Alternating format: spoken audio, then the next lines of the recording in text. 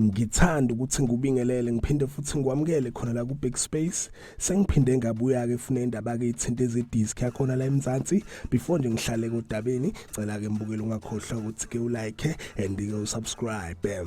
Namhlanje ngiphethe ke indaba ezahlukahlukene, indaba ke ezenzeka lapha kumaqembu akwi-PSL. Solana ke mbukeli ngizoqala ngendaba ke ethinta umdlalo wamaBuccaneers, iOrlando Pirates, yena ke lapha uMonapule Saleng nayo ke lapha iKaizer Chiefs.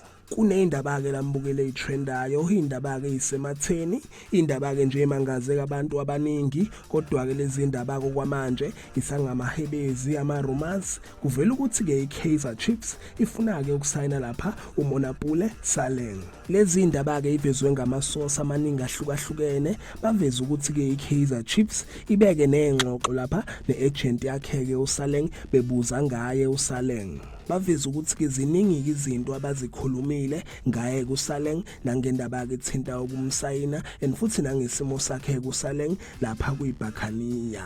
So zinjalo ke mbukeli, yona ke le indaba ke sematheni, indaba ke trendayo ethinta yena kuMonapule Saleng nayo ke lapha iKaizer Chiefs. Bathi ke bekuzingxoxo kuphela according kuona ka ama-source, and bathi ayikho ke offer bisakhishiwe for yena ke uSaleng.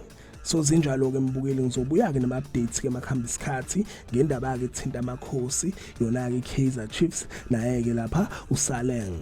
Ngizivala lapha ke mbukeli indaba ke isematheni, cela ungakhohlwa ukuthi ke ulike and ke usubscribe. Ngizophinda ke futhi ngibuye ke namanye ama-updates athinta ke zedisk yakhona la eMzansi. Ake ngithi ke nje danke, ngiyazibongela.